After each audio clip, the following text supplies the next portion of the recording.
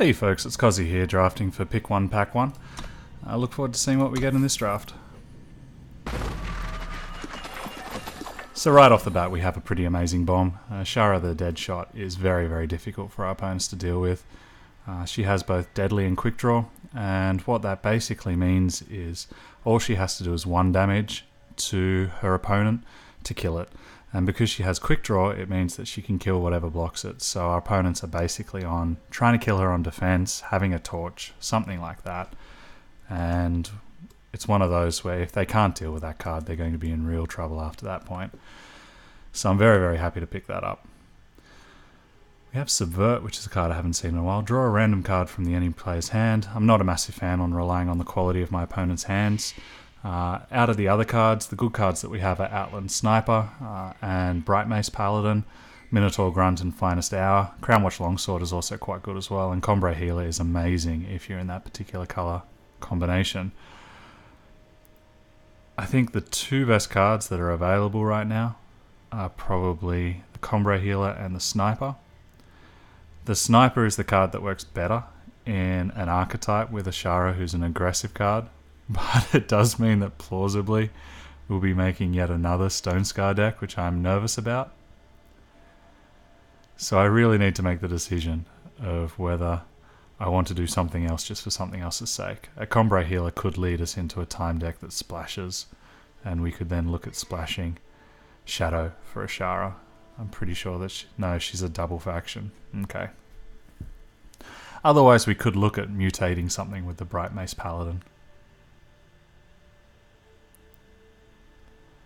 It's a real shame. It's going to be an amazing deck. I think I still need to take what's here for me. Lumen Defender is a card that's going to pull me in a different direction though, as is an Awakened Student. And this is beginning to make me think that the Combrei could have been a good choice. Lumen Defender, it's a deadly blocker. It gains you life. It is granted on the almost opposite spectrum of what a Shara tries to do. She tries to be aggressive and assertive. Awakened Student is a very, very assertive card if you manage to get it down early. Or we still also have 2 very good fire and shadow cards in Grenadin Drone and Ravenous Thornbeast. Twinning Ritual solid also. Actually, yeah, these have been pretty solid packs. But that being said, and I realise this is a little bit selfish, I do kind of want the shiny, so we'll see if we can start to morph around it.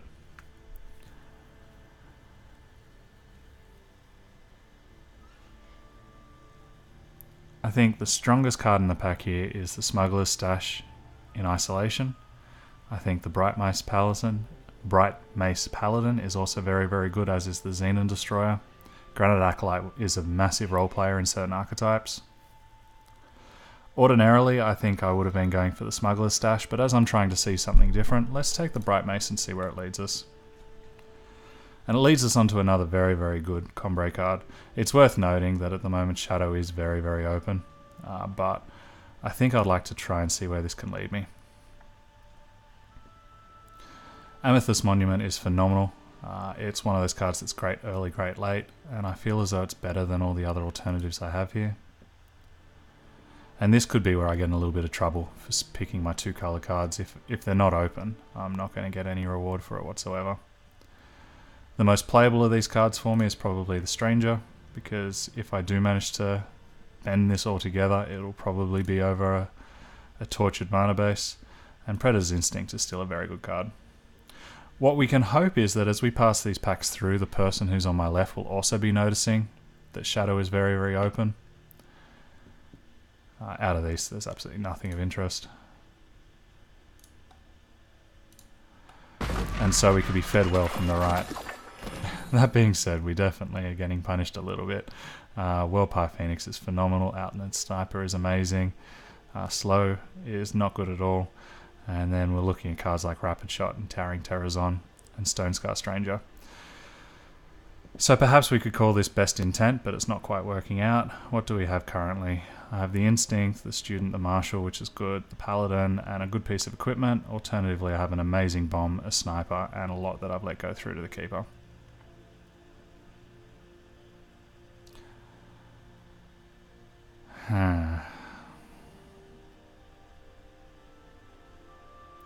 Well, I think we're in for a penny in for a pound. Let's see what forcing does for us. I know a lot of people force just because they like it. I think this could be an interesting thought exercise to force and see what it does for us. It's worth noting that if I would have stayed with my original picks, I would have had 3 Outland snipers by now, which would have been phenomenal. Instead, we're going to have ourselves an additional paladin, and we're going to be really hoping that we can get some combat tricks and some pieces of equipment. However, getting the Combrei healer, I think, is just as good for us right now. In this particular... Wow. Okay. We've been missing a lot, but that's okay. We'll be taking the healer's cloak here. It's the only real playable out of those options. I'm not a massive fan of having more than a couple of healer's cloaks. It's a question of whether I'd rather have the fledgling. However, that being said, if we do get a couple of paladins, we could be gaining quite a bit of life and getting quite defensive and doing some nice things. But I do think I want to make sure that I have at least a couple of flyers. It's very, very late for a Wisdom of the Elders to be going through. We don't look as though we're in a position to take advantage of it, so instead we'll grab the daggers. And I think here we have a choice between the Instinct and the Mace. We don't really have any strong creatures other than the Terrazon for the Instinct to get too strong, so I think we'll take the reliability of the Mace. Yeah, some strong late cards going through, that's for certain. And that would have been amazing. We have a choice between the Dispel and... Oh, sorry, I'm not in Elysian, I'm in Combrei at the moment, so we'll be taking the Dispel. And Detain is a weak combat trick, but still is a combat trick, so I guess we could consider it. This is a little bit of a reward. Ceremonial Mask is a very, very good card. Valkyrie Aspirant is okay if we're trying to get hyper-aggressive and we have War Cries, but we don't. And if we were looking in... going Elysian, then these would have been tempting, but as it is, we'll take the Mask. Another Smuggler's Stash is just another form of temptation, but I think here the answer is the fixing. District Infantry is great if we want to get aggressive. Amber Acolyte is good if we want to be splashing or ramping, and then the rest of these cards are good if I wouldn't have been trying to force a deck. Chosen Hurler is also quite good if we're looking at Combrei, looking at Elysian rather, but we have so much commitment to Combrei currently. Given the fact that we have an Awakened Student, that could make me want to have the Sigil Drawer more. Or, if we find some fixing late, I could speculate on the Execute. I think either way, we probably want this as our option. We're given another Desert Marshal, which is nice. And I think the Secret Pages is probably more tempting for us than the Treasury Guard.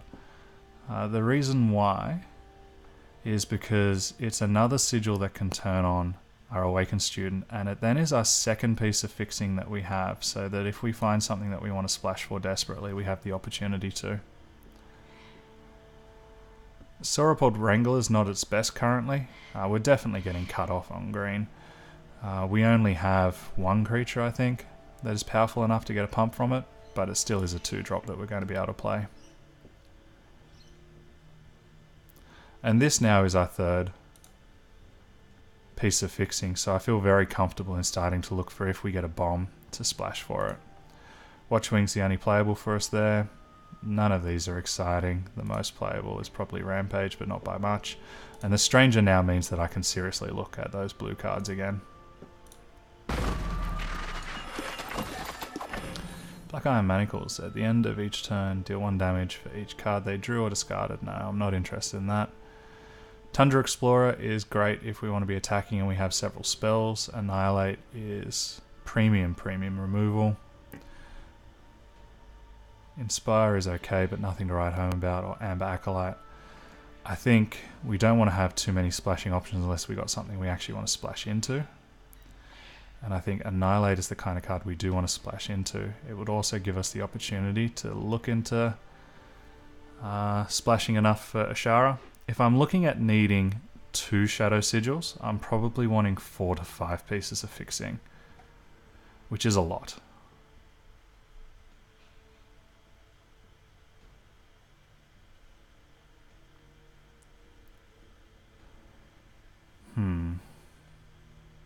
Otherwise, I know that this is going to get played. I think we'll take the conservative pick and then see what else we look into. It's a very pretty premium assembly line. So we have Seek Power, and I think that would then be enough for me to put both Amethyst, Monument, and also Ashara into my deck. And I think at the moment my deck's looking relatively weak, so if that's the case, I'm much more incentivized to splash. Granted, it's looking weak because I tried to do a thought experiment here, but we can't, complain too much about that. We definitely made the decision. Combrei Healer or Finest Hour. Finest Hour is a very useful combat trick. Combrei Healer is great for being defensive. We don't really have the bombs that make it amazing for us to be defensive, and we're very short on combat tricks and or equipment in general. So I think, even though I love the idea of the Combrei Healer, we take the Finest Hour just so we have the option.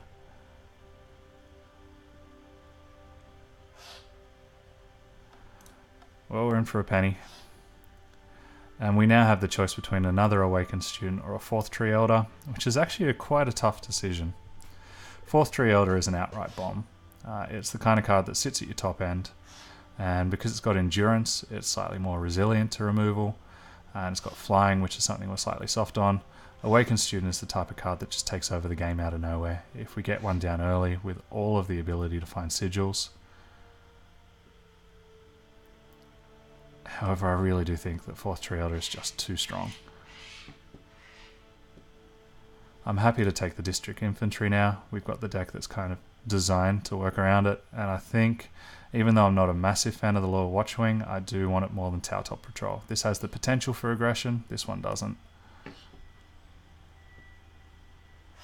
Protect is an interesting combat trick. It only really saves us against spells or wraths, which are generally rare in Limited. It's better than Refresh, although Refresh is a combat trick that could save my creature in a block. Initiate the Sands is nowhere near as good in Limited as it is in Constructed, so I think my choice is between Protect and Refresh. I think it's much more likely I'm going to be wanting to save one of my creatures in combat than it is from a piece of removal. So yeah, let's take the Refresh. Bold Adventure or Safe Return. I think this really matters on how many creatures we have currently. So we have a District Infantry,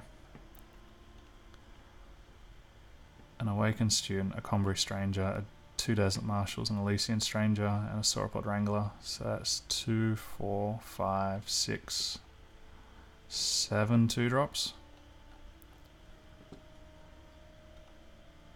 4 3s. 5 3s.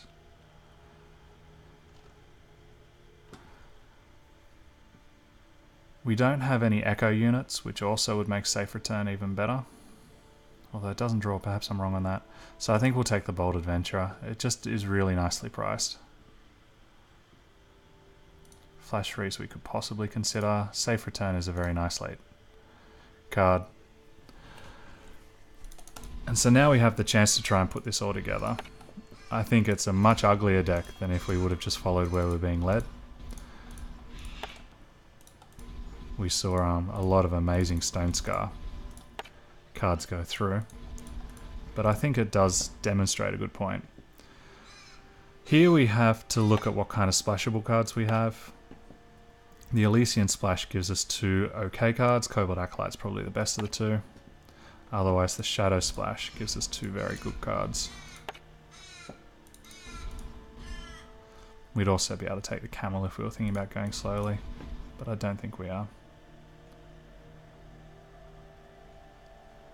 So how does this look? Our curve's pretty ugly. We've got a top end that is dominant in green and needs double green constantly. Do we have any cards that need double? Nope. And we have 3 Seek Powers as well as 2 Amber Acolytes. With the Amethyst Monument, I definitely want 2 Shadow Sigils so that I have things to find.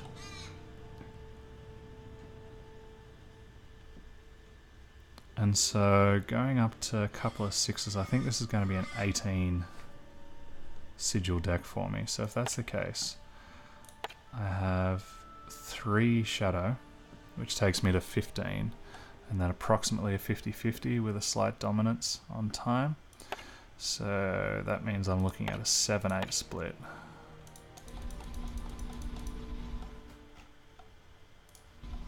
Whoops.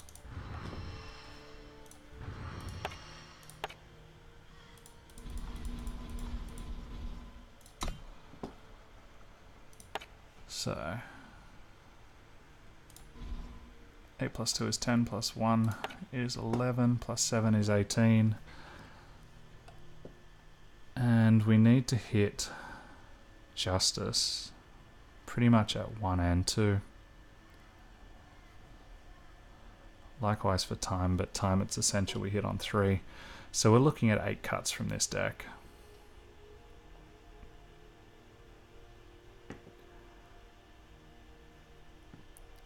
So I think in this deck we only have 2 Warcry units, which makes Mithril Mace a little bit less exciting for me.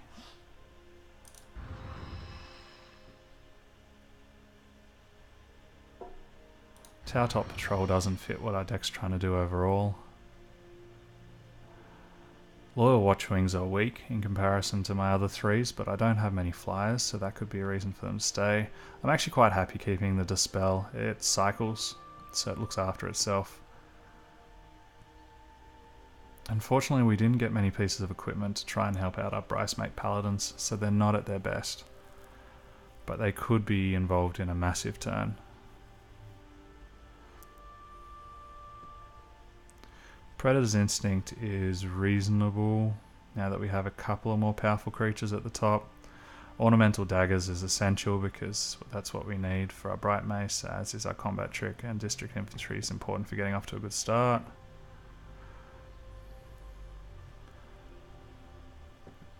Elysian Stranger could make Forsworn Stranger stronger, but I don't think that's a great reason for either of them.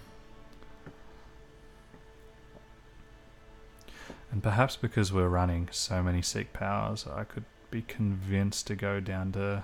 No, I think I definitely want to be 18 here, especially as I'm going to be struggling with doubles. It's a little bit greedy, isn't it? Stalwart Shield's great, Secret Pages... Is that overkill?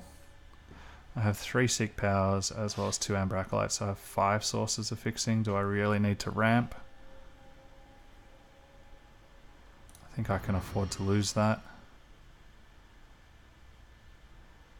I also think I can cut down on the Watchwings. They're probably the weakest of my 3 drops. Sauropod Wrangler is nice now that I have a couple of creatures that I can get up into quickly.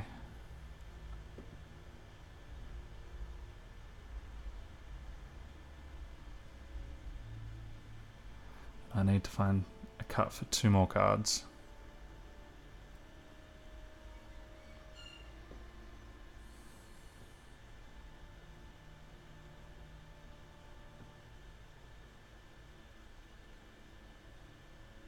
Oh, okay. We can definitely get rid of Refresh. I forgot that that was still in the list. And as it stands, we currently have 17 units with 4 attachments and then 7 spells, so I feel as though we can afford to remove 1 more unit.